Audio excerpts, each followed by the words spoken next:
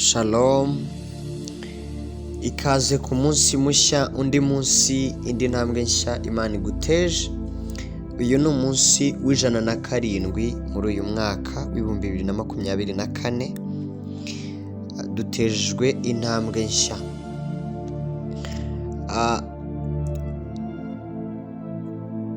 Turashimira Imana kubw'uyu munsi nanone.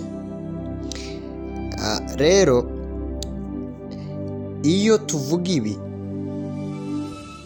hari igihe ubyuka umunsi umwe ukumva ibintu birasanzwe, ariko usanzwe ni produit y'ibidasanzwe.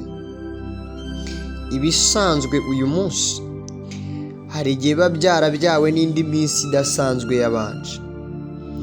Muri Kristo Yesu iteka haba hari ikintu gishya afitiye abamwumva.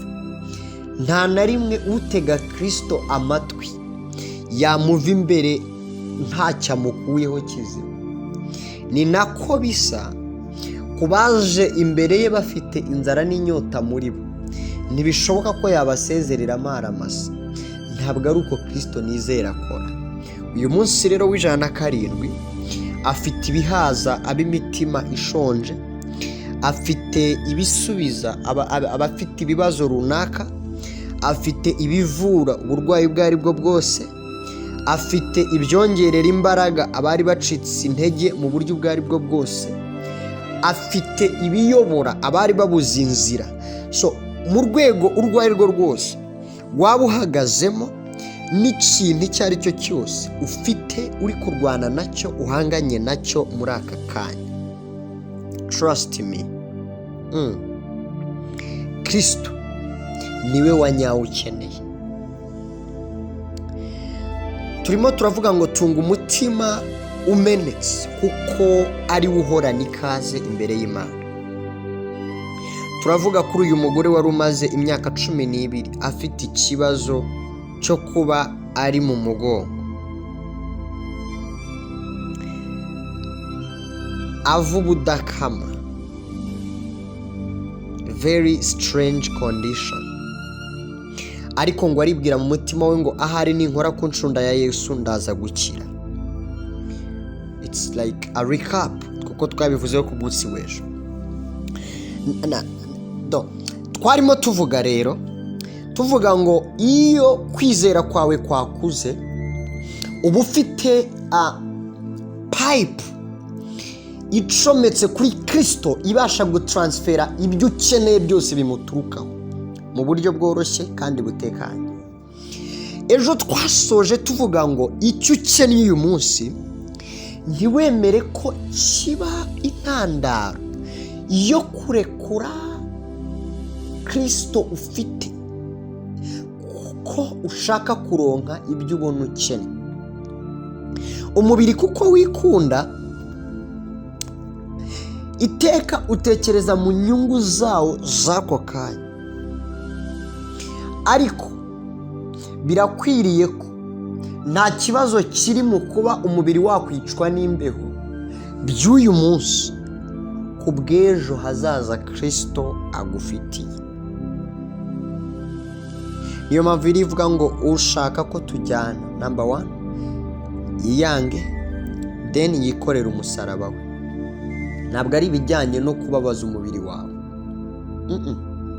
ahubwo no kuvuga ngo hari igihe bizagusaba gufata umwanzuro runaka, atari kubwo kubabaza umubiri, ahubwo kuko umubiri utazabyumva by'ako kanya.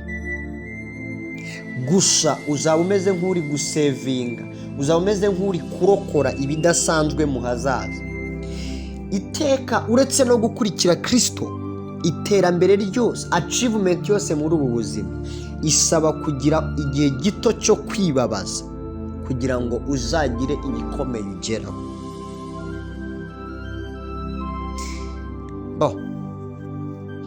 Turasoma Zaburi 147 umurongo wa 3.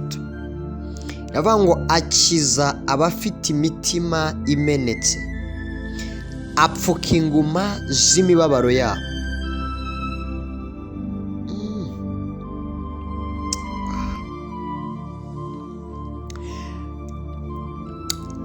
uyu mubyeyi bakimara kubyigana kuri Kristo, Yesu yari arimo avuga ngo jyewe numvishe imbaraga zimvamo. Why? Ni ukuvuga ngo mu bantu bose bari bamuzengurutse hari uwabashije gucomeka ikintu kibasha gutaransifera. Natinye cyane nizi ikintu gikomeye. Ntabwo ari buri sharijeri yose ucometse muri purizi ibasha gukuramo umuriro. Hari sharijeri ushyiramo ugasanga yarapfuye ntizane umuriro, ariko uyibonye aba abona nayo icometse. Ni nako atari buri mutima wose uri imbere ya Kristo ubasha kumukuramo imbaraga. Niyo mpamvu kubona Imana, gukoreshwa n'Imana bisaba ikirenze availability and attendance.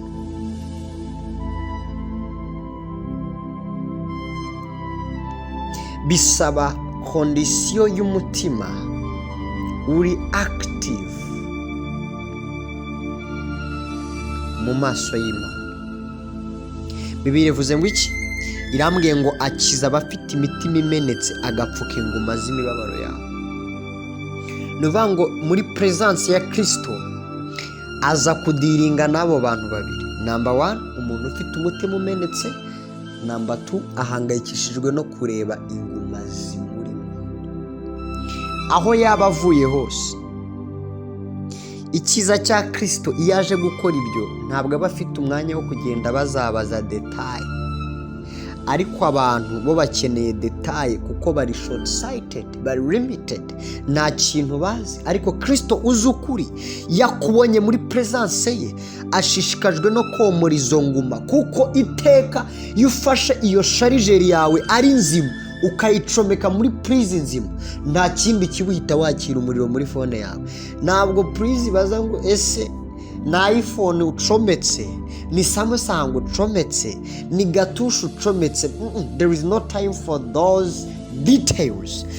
Abereyeho gukora kuri kondisiyo yawe, abereyeho gukora kuri icyo kibazo ufite, izo nguma ufite arazomora. Upfa kuba umucometse wo kwizera kwawe kuzima, upfa kuba umucometse wo kwizera kwawe gufite ubuzima, nta cyamubuza, nta cyamuhagarika. Agomba gukora, agomba guhagarika. My dear friend, zana umutima umenetse uyu munsi, zana umutima umenetse, ucomeke kuri Kristo, ucomeke ku mwami wawe, ucomeke ku byiringiro bizima. Ntabwo yagutenguha mu bihe by'amakuba, mu bihe by'amaganya, mu bihe by'amarira. Abafite imitima imenetse baracyamubona ku manywa, baracyamubona nijoro, baracyamubona mu bigeragezo, baracyamubona akingura. Abantu bababwiye ko bidashoboka, abantu bababwiye ko byarangiye, Kristo aracyakora. Kristo aracyahagarara mu bihe akavuga ibiri imbere utarageramo. Aracyatuye inyuma y'ibihe. Iyo bavuze ko birangiye aba agifite irindi jambo, aba agifite uwo mutima uturiwe, ugategereza icyo azakora. N'uyu munsi bari amahoro. Zaburi ya 51 umurongo wa 19 iravuga ngo ibitambo Imana yishimira, ibitambo Imana ishima ni umutima umenetse, ndetse umutima umenetse ushenjaguwe Mana ntuzawusuzugura. Ndasoza nkubwira uyu munsi, tunga umutima umenetse, nibwo uzahorana ikaze na karibu mu maso y'Uwiteka. Uwiteka nabane nawe. Mwami wanjye, Mana yanjye, hereza umwana wawe ubushobozi bwawe no kuyoborwa na Mwuka Wera, amwemeze buri munsi guca bugufi, umutima wemere nk'igitambo kizima, mu izina rya Yesu Kristo.